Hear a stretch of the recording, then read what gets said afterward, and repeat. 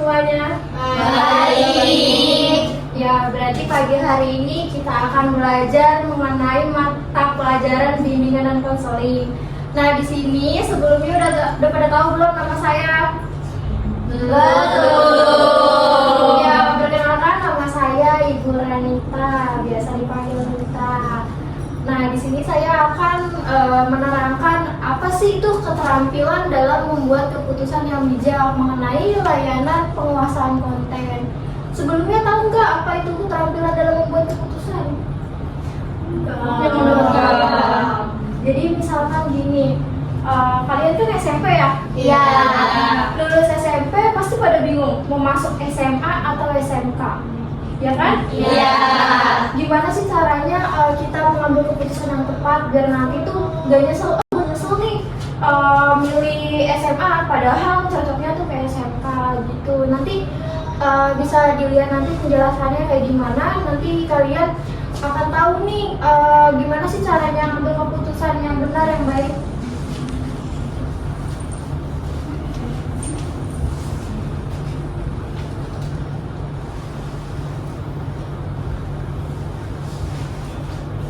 Nah, sebelumnya di sini sebelum kita memulai materi yang akan dijelaskan, ada manfaat dari yang kita bahas ini. Yang pertama ini mampu menyelesaikan masalah dengan lebih bijak, terus menghindari penyesalan atas keputusan yang diambil, meningkatkan rasa percaya diri juga. Terus syarat mengikuti kelas ini terutama angkat tangan bila ingin bertanya, dan yang kedua ini berbicara ketika ibu sudah menjelaskan itu dalam berbicara, terus saling menghargai pendapat satu sama lain.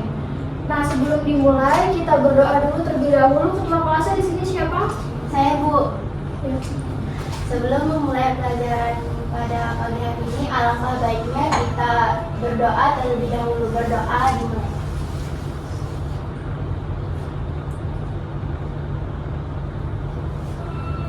Doa selesai, memberi salam. Assalamualaikum warahmatullahi wabarakatuh. Waalaikumsalam warahmatullahi wabarakatuh. Semoga ilmu yang diberikan nanti bermanfaat buat kalian semua. Nah, sebelumnya di sini ada yang nggak masuk gak di kelas ini, di kelas 9? Hadir semua. Hadir semua. Ya. Baik, bagus ya kelasnya, rajin semua. Nah, baik, sebelum ini kita mulai materi yang pertama. Nih, pernah nggak kalian dihadapkan pada dua pilihan? Coba dari sini, kamu pernah nggak? Pernah. Apa? Disuruh milih antara mau motor, antara motor beat atau motor aero. Terus kamu lihat dulu nggak kayak misalkan fungsinya motor itu kayak gimana, kelebihannya motornya tuh kayak gimana kamu? Menentukannya. Apa sesuai selera warna? Sesuai selera. Kalau kamu Pernah. apa? Pernah dipilih kebetulan antara memilih kucing atau hamster. Apa? Kucing. atau hamster. Terus gimana? Pemilihan kucing. Kenapa? Untuk biar diajak main dan teman gitu. Kalau kamu Nah, disuruh milih cita-cita. apa cita-citanya? Pengen jadi penyanyi. Terus ternyata orang tua? Maunya jadi guru. Terus kamu jadinya mau milih kemana? Penyanyi. Jadi menyesuaikan dengan bakat kamu, apa menyesuaikan dengan keinginan orang tua? Sendiri. Bakat sendiri. Kalau kamu? Kalau aku ya kayak milih suaka malah senang. Terus Aku lebih milih senang karena lebih suka. berarti lebih ke nyamanannya. Kalau kamu? Kalau aku sih pernah ya. Ini sih mama itu pernah bilang aku sebenarnya antara mau lanjut SMA atau SMK. Kalau aku pribadi aku lebih pengen masuk ke SMK karena Kenapa? mencari jurusan pariwisata. Oh, SMK karena apa? Karena ingin langsung kerja atau gimana? Pengennya sih langsung. Kalau Pas lebaran dan beli baju muslim atau kebaya, terus kata mama baju muslim aja buat ngaji. Terus aku pengennya kayak baju kebaya tapi kebayanya kayak muslim gitu loh. Ya. Terus jadi belinya kayak gimana? Yang kayak kebaya muslim gitu. Terus kalau aku Aku pernah suruh milih antara pesantren sama sekolah. Apa SMP-nya? Nah, terus kata aku milih suruh lanjut sekolah aja pada pesantren. Kenapa? Karena pesantren tuh banyak hafalannya aku nggak kuat. Kalau Aku pernah disuruh bawa IPS apa enggak SMP. Aku disuruhnya SMP karena kalau IPS itu banyak hafalannya. jadi lebih milih SMP. Kalau kamu gimana? Aku disuruh pilih eskul. Eskul. Aku milihnya jurnal karena sesuai bidang aku. Iya. Kalau kamu? Aku pilih apa sih sama eskul. Terus Jadi aku pilihnya eskul saman gitu kan. kenapa? Karena lebih suka kesamaan Iya. atau lebih ini? Lebih suka sih karena menyenangkan. Kalau kamu Pernah apa? cita-cita Cita-citanya apa? kalau orang tua tuh pengennya aku jadi poluan, kalau jadi aku sendiri pengen jadi artis. Terus gimana? Sekarang kan masih SMP, gimana cara mengembangkan bakatnya? Gitu. Apa kamu Ya, ikut les atau gimana? les. Kalau kamu apa? Pengajian sama Oh, terus kerja sama jangan gitu. Ini bimbingan. kalau kamu apa? Disuruh milih SMP atau sekolah di Adidas. Aku milihnya SMP karena kan dari negeri jadi takutnya hafalannya itu bisa. Nah itu kan kalian memutuskannya tuh secara pribadi ya. Kadang kan oh ternyata yang saya pilih ini bikin nyesel atau enggak sesuai sama keinginan kalian atau enggak yang saya pilih ini enggak sesuai sama pemikiran kalian. Ternyata yang terbaik itu yang enggak kalian pilih. Baik, selanjutnya kita lanjut ya.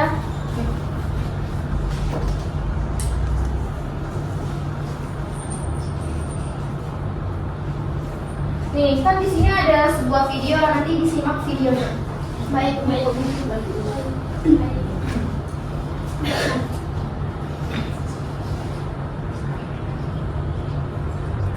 Mungkin lo pernah mengalami ini ketika lo lagi jalan sama temen lo atau sama pacar lo, milih mau makan di mana aja tuh lama banget.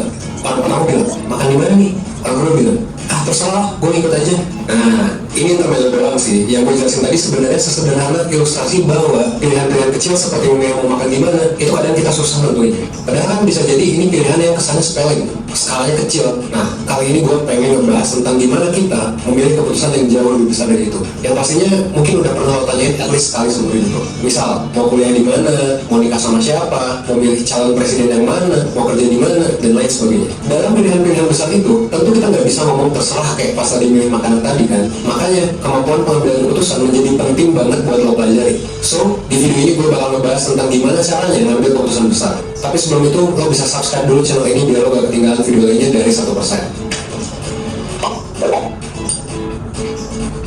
Nah, kemampuan pengambilan keputusan baik dari skala kecil hingga besar bukanlah kemampuan yang otomatis kita dapetin saat lahir. Bisa jadi kita perlu untuk terbiasa dulu, jadi perlu latihan dulu, mulai dari memutuskan hal sederhana hingga memutuskan perkara yang kompleks. Karena kenapa? Karena gak sedikit dari kita yang akhirnya gak terbiasa dan jadinya salah langkah. Jadinya salah membuat keputusan besar karena analisisnya kurang tepat. Banyak kok kasusnya, ada yang salah ambil jurusan, kemudian di tengah jalan jadi demot gitu kan, demotivasi dan memutuskan untuk nyoba lagi. Ada juga yang salah dalam memilih pasangan untuk nikah dan kemudian cerai. Atau yang lebih parah, konflik sampai dengan KDRT. Ada juga yang udah kerja di perusahaan besar gitu. Tapi nggak sesuai dengan minat dan akhirnya quarter life crisis, sedih, bingung, atau mungkin sampai depresi. Banyak banget dari kita yang bingung tiap kali dihadapkan dengan banyak pilihan berat yang sifatnya life changing. Kayak tadi ya, mau kuliah di mana, mau kerja di mana, dan lain sebagainya. Nah, jadi gimana cara paling tepat buat ngambil keputusan? Hal pertama yang mesti lo lakukan adalah lo perlu banyak mempertanyakan tentang keputusan yang akan lo ambil. Jadi sebelum lo memilih, lo perlu bertanya dulu, kenapa sih lo mau mengambil keputusan yang mau lo ambil itu? Apa sih alasannya? Dan apakah itu udah sesuai dengan tujuan lo? Misalnya, kenapa sih lo pengen banget kuliah di universitas tertentu? Misal di UI deh. Emangnya kalau lo nggak kuliah di UI, kenapa? Dibandingin sama universitas lain ya gitu. Terus misalnya soal pekerjaan, kenapa sih lo misalnya kepengen resign dan nyoba ngelamar di perusahaan lain? Apakah ada hal yang gak lo temukan di tempat kerja lo sekarang? Masalah dan latar belakangnya emang kenapa sih? Nah, ini adalah hukum yang pertama. Jadi lo harus pertanyakan banyak banget. Start with why. Sebelum lo nanya teknisnya kayak gimana nantinya atau apa yang mau lakuin nanti, coba tanya dulu ke diri lo sendiri tentang why-nya, tentang kenapa-nya, supaya nanti tujuannya jelas. always start with why. Karena ini yang jadi fondasi atas keputusan lo. Dari kenapa itu akan muncul tujuan dan alasan kenapa lo mengambil keputusan itu. Jadi selalu pertanyakan, apakah keputusan yang mau ambil ini sesuai nggak dengan tujuan hidup yang ingin lo capai? Nah, tujuan hidup atau life goals ini sangat bervariasi di setiap orang. Misalnya, goals lo adalah menjadi kaya raya. Nah, berarti kalau lo dihadapkan pada pilihan tentang pekerjaan, secara logikanya nih, biar nyambung antara why-nya lo dengan pilihan lo nanti, lo harusnya bikin list mana perusahaan yang paling bakal bikin lo kaya nanti. Atau bahkan lo bisa coba alternatif lain. Karena bisa jadi kan, setelah lo mungkin bertanya-tanya, ternyata lo baru sadar bahwa bekerja di perusahaan bukanlah pilihan yang benar-benar tepat. Bisa aja kan gitu. Mungkin kalau mau jadi kaya ya bisa jadi lo nggak kerja tapi lo memilih untuk jadi pengusaha misalnya gitu ya. Dan hal ini hanya akan terjadi ketika lo udah mempertanyakan why-nya gitu. Makanya start with why ini jadi penting biar hal-hal besar yang lo pilih itu nyambung sama tujuan hidup lo. Jangan sampai lo udah memilih tapi ternyata secara tujuan itu bukan pilihan yang tepat. Jadi gue ulangi terus ya, pertanyakan why-nya. Mungkin beberapa dari lo masih ada yang bingung dalam menentukan pilihan atau menjawab pertanyaan yang why-nya tadi. Nah, it's okay, ini wajar. Tapi kalau lo bingung, bisa jadi ini adalah tanda bahwa ada kemungkinan lo belum setahu itu dengan diri lo sendiri. Jadi lo belum sekenal itu dengan diri lo. Makanya kalau udah kayak gini, PR buat lo mungkin berarti adalah lo perlu lebih mengenali diri lo. Kenalilah diri lo seutuhnya gitu, mulai dari apa cita-cita lo, apa hal yang lo pentingin, personal value lo, dan lain sebagainya. Karena kalau lo belum kenal diri lo, bisa jadi nanti hidup lo itu ditentukan oleh dogma-dogma yang ada di masyarakat.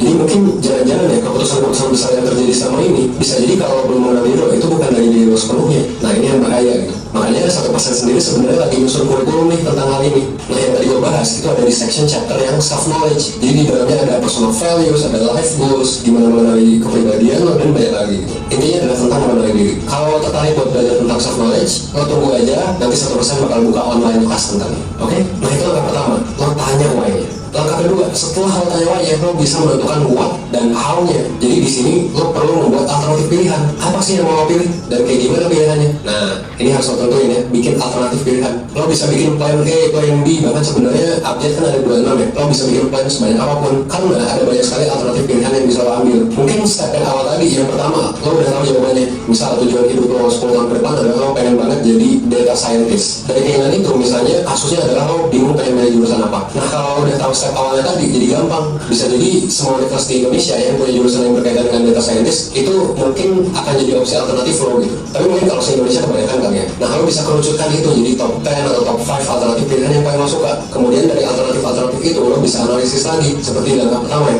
mana yang paling lo pengen dan mana yang paling sesuai dengan goals lo ke depannya. Jadi yang kedua adalah lo bikin banyak alternatif dari pilihan-pilihan lo, lalu kerucutkanlah itu alternatif. Nah lanjut ke langkah ketiga adalah cari informasi lo di dalam tentang masing-masing alternatif. Makanya lo timbang baik buruknya dari segala aspek, pertimbangkan pros dan cons-nya. Coba list hal-hal positif dan negatif yang ada di masing-masing pilihan tersebut. Kemudian lo analisis pilihan mana sih yang hal-hal negatifnya paling bisa lo toleransi dan pilihan mana yang sisi positifnya bisa banget lo maksimalin. Misal ya, tadi kan konteksnya pilih jurusan. Sekarang gue kasih contoh lain. Misalnya sekarang lo lagi kerja di perusahaan X dan lo kepikiran untuk resign. Dilihat dari segi gaji mungkin sangat mencukupi di perusahaan yang sekarang. Peluang lo untuk naik jabatan juga besar. Tapi konsekuensinya adalah lo harus tinggal jauh dari keluarga lo. Nah balik lagi ke step awal, step yang pertama ya. Gak bosan-bosan gue ulang lagi. Start with why. Apa why-nya lo dalam bekerja? Apa sih hal yang lo pentingin dalam hidup gitu? Kalau lo tipe yang family oriented, mungkin melanjutkan pekerjaan di perusahaan X ini bukanlah pilihan yang tepat. Meskipun dengan gaji yang berkali-kali lipat gitu dibandingkan teman-teman lo, atau dengan jabatan yang jauh lebih tinggi, ya mungkin itu harus dikorbankan gitu. Tapi ya it's okay, karena kan balik lagi ke why-nya lo. Pada akhirnya emang mungkin ada hal yang harus lo korbankan. Karena tadi ya ada pros dan cons-nya. Pertimbangkan aja yang paling sesuai dengan tujuan hidup lo. Emang sih paling enak kalau semua aspek bisa lo ambil. Gaji gede iya, jabatan tinggi iya, lokasi kerja yang oke iya. Tapi ya nggak jarang realita hidup ini bakal maksa kita memilih untuk mengorbankan aspek positif yang satu demi aspek yang lainnya. Ini juga berlaku bukan dalam kerjaan doang gitu. Berlaku dalam memilih pasangan, lo belanja sesuatu, lo memilih untuk kontrak rumah atau beli rumah, lo memilih jurusan,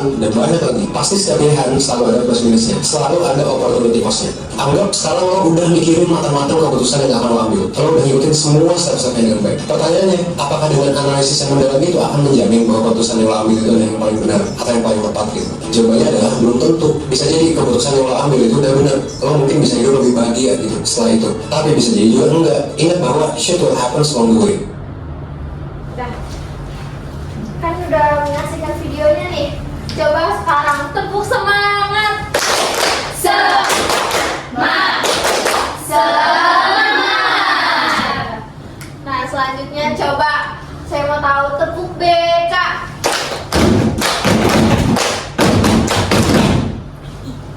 Nah, kalau sebelum kita melanjutkan materi pasti kan bosen ya. aku cuma nonton video doang, apalagi dengerin nanti presentasi pasti bosan kan. Coba agar apa ya, menambah konsentrasinya sekarang kita bermain dulu yuk, coba bangun semuanya. Kita ice breaking dulu. Sini dah, pada maju. Sini maju semuanya. Maju. Tiba-tiba dia ada yang miring sini, ada yang miring sana. Pada. Ya, pasang-pasangan. Pada barisan dulu. Iya. Baris. Enggak ada yang di sini. Oh, udah ya. Udah.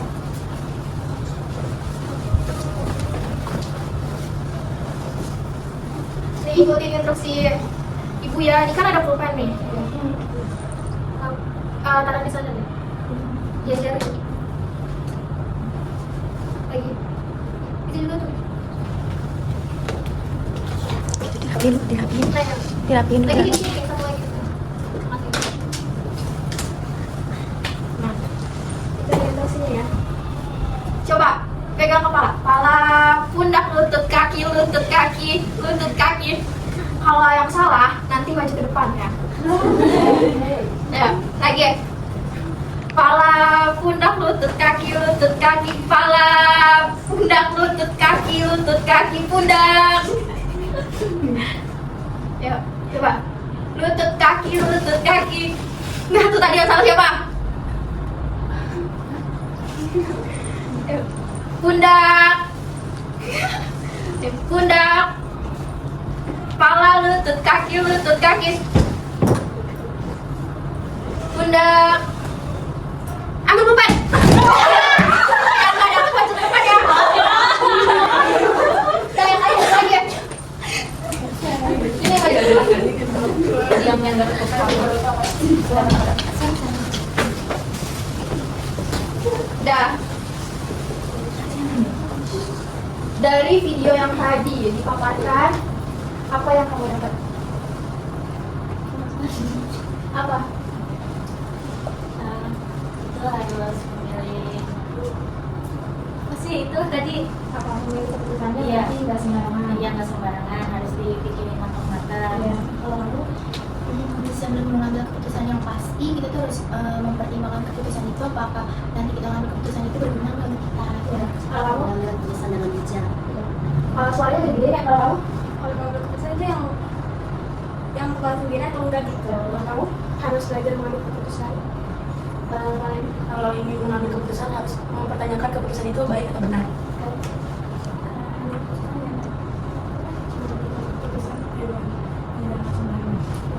Nih, kan tadi udah menjawab, terus juga udah mendengarkan. Ya dari buat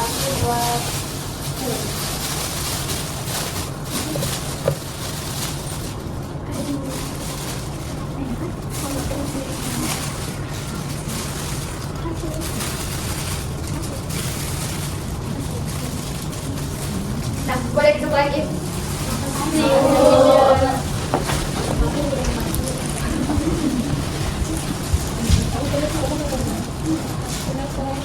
Nah, coba tepuk semangat. Semangat. Udah nggak ada semangat, kita lanjut lagi ya ke materinya. Bye.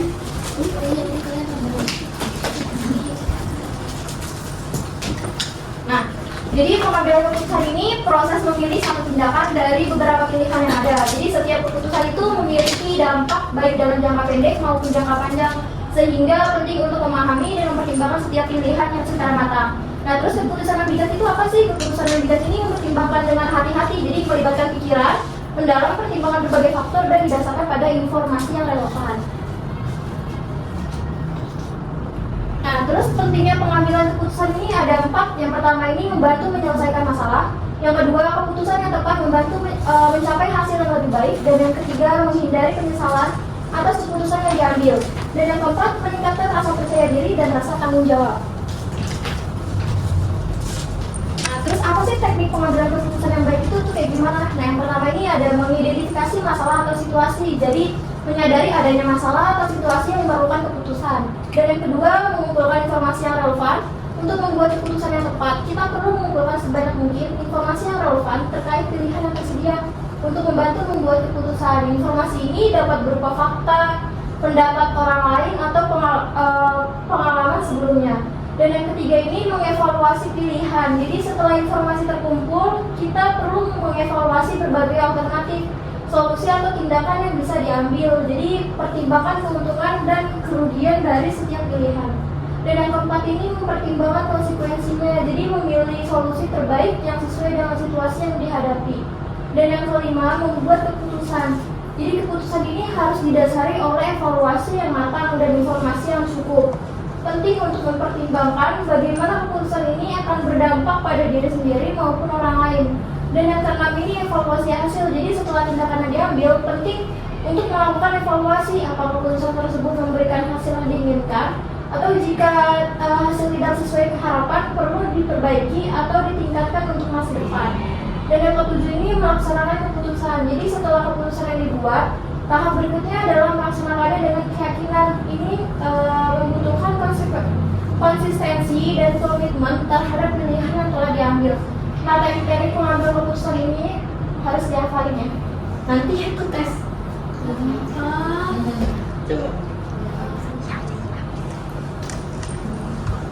Nah, terus keterampilan berpikir kritis ini penting dalam pengambilan keputusan. Jadi dilatih untuk tidak terburu-buru dalam mengambil keputusan, melainkan untuk menganalisis masalah dengan baik dan mempertimbangkan setiap alternatif yang ada.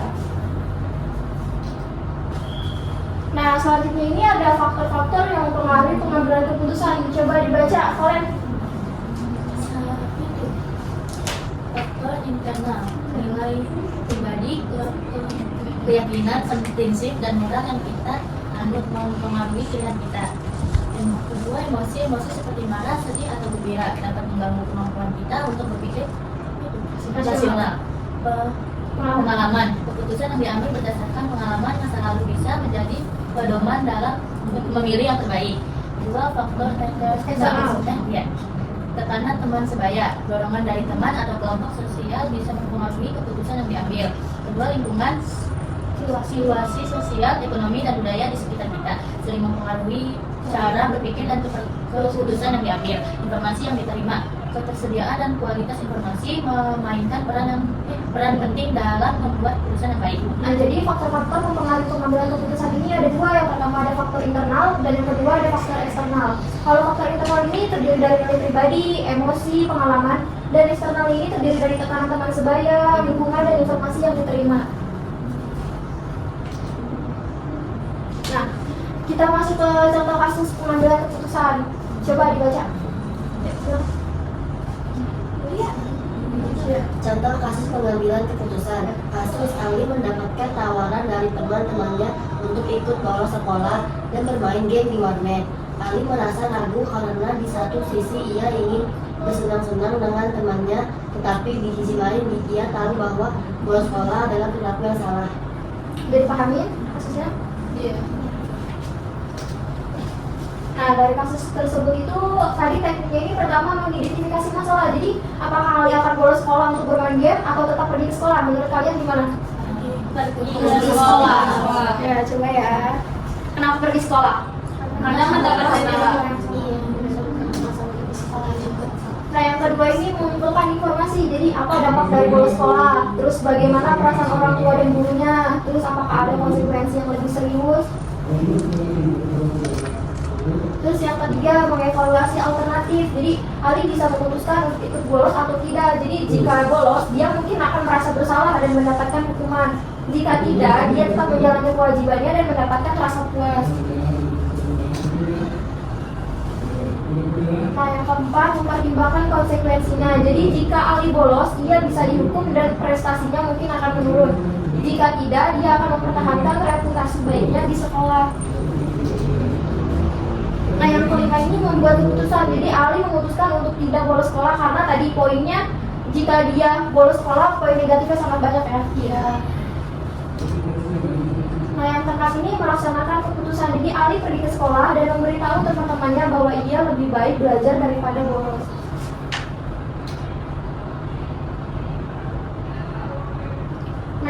yang terakhir ini evaluasi hasil. Jadi Ali merasa puas dengan keputusannya karena ia tidak hanya menghindari masalah tetapi juga bisa lebih fokus pada pelajaran.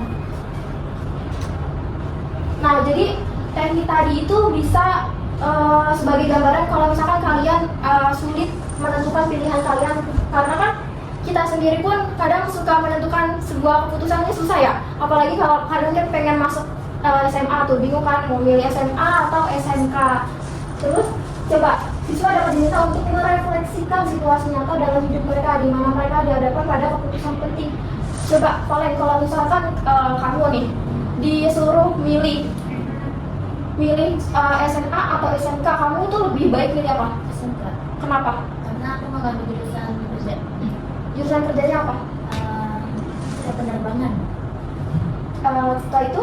Setelah SMK kamu ingin Kalau lanjut kuliah, kerja atau gimana? ya kalau ada uangnya kuliah, kalau nggak ada ya langsung kerja. Kamu kan mutusinnya itu tanpa dipikir panjang ya? Iya. Jadi kayak hanya sesuai keinginan. Belum tentu keinginan kamu itu hasilnya baik. Iya. Nanti ikutin teknik-teknik yang tadi sudah dikasih tahu, jadi agar nggak nyesel di kemudian hari. Nah, untuk memperdalam mengenai jurusan mau pilih SMA atau SMK, lihat videonya. Akan membahas sekolah lanjutan setelah lulus SMP.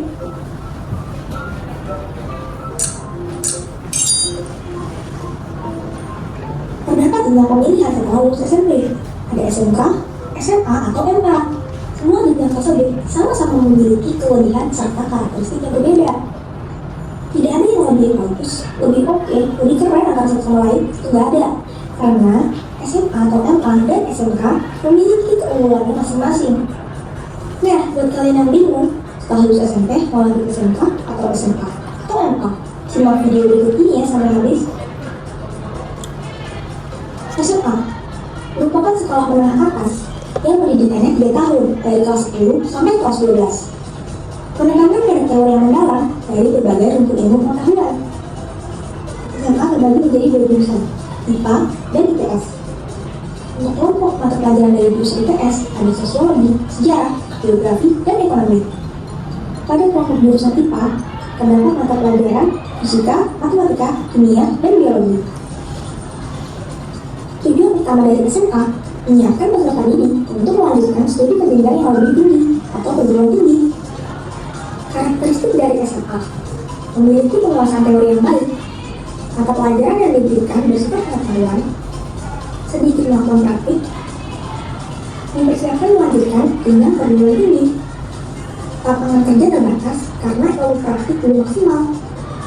Lulusan SMA biasanya memiliki kapasitas wawasan yang lebih luas karena mempelajari banyak bidang atau rumpun ilmu. Lebih banyak teori daripada praktik. Nah, sekarang gimana? Udah minat untuk masuk SMA? Lanjut ke jenjang selanjutnya, yaitu ada SMK. Nah, SMK ini sekolah menengah kejuruan. Ada yang 3 tahun dan ada juga yang 4 tahun. Bergantung pada institusi pendidikannya. Penekanan pada praktik daripada teori karena dipersiapkan untuk menguasai bidang tertentu.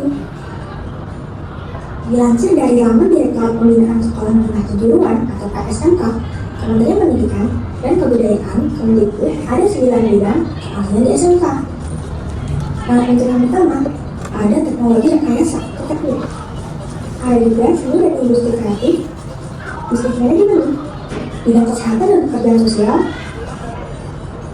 pariwisata, agribisnis dan agroteknologi, kemaritiman, teknologi informasi, dan energi pertambangan. Tujuan utama dari SMK menyiapkan keterampilan peserta didik yang siap terjun dalam dunia kerja atau dunia industri. Oleh karena itu, lebih banyak praktik daripada teori. Karakteristik dari SMK lebih banyak praktik daripada teori. Memiliki cukup banyak penjurusan, lebih banyak yang fokus pada praktik secara langsung. Memiliki skill atau kemampuan sesuai kejuruan.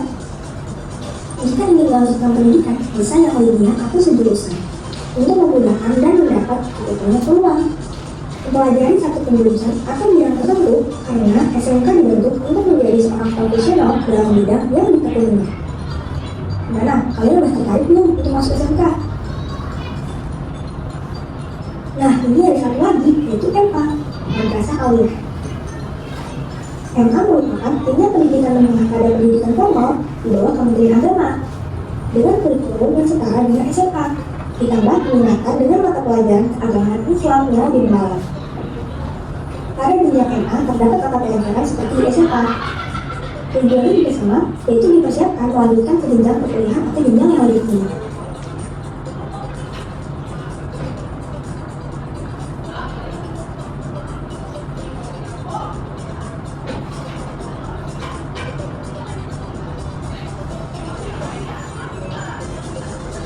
Kalau ada pertanyaan, SMK bisa kuliah nggak? Bisa jawabannya.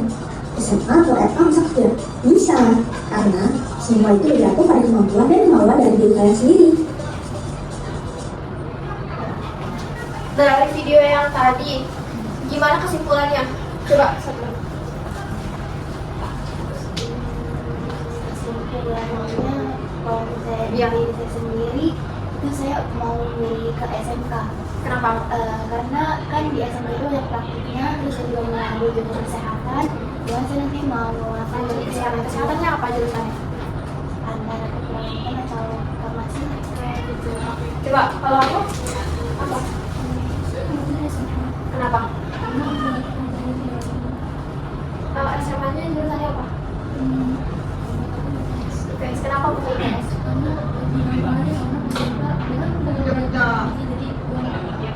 Tujuannya nanti kalau misalkan ke perguruan tinggi mau kelas langsung atau langsung jurusannya belum tahu belum. Guru apa?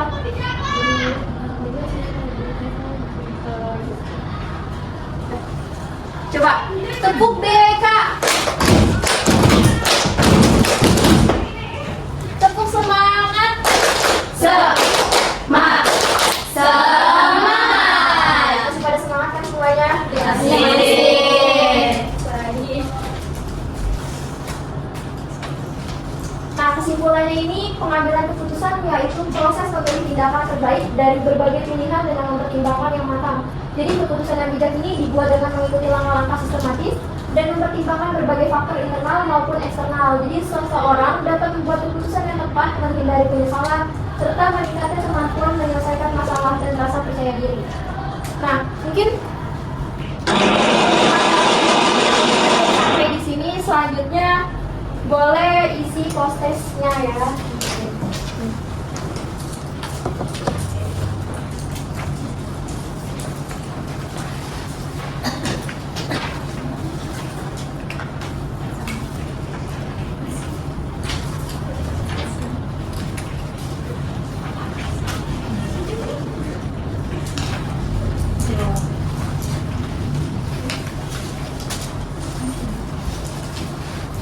Siap isi ya.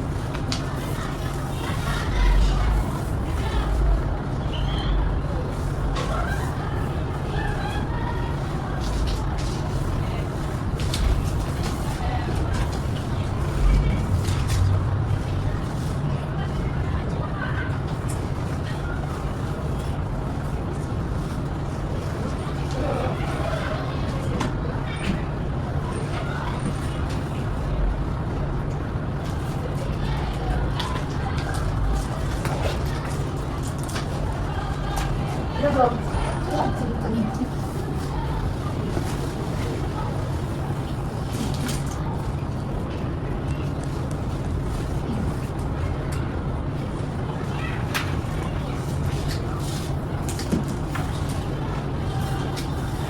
Udah.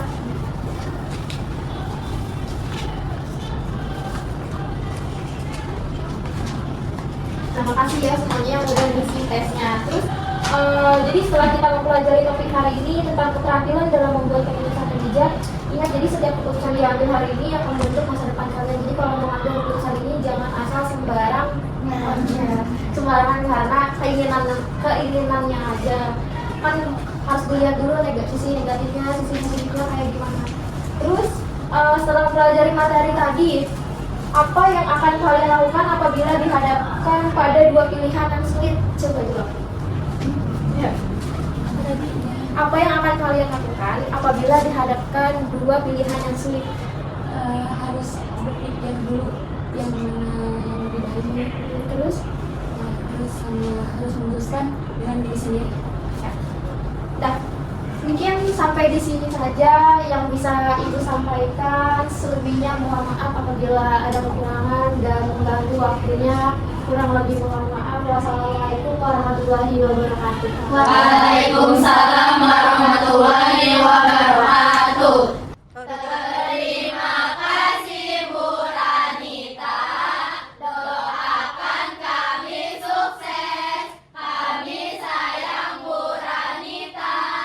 Terima kasih semuanya. Semoga ilmu yang Ibu berikan bermanfaat untuk kalian. Ibu juga sayang kalian. Terima kasih atas waktunya. Ibu izin pamit ya. Assalamualaikum.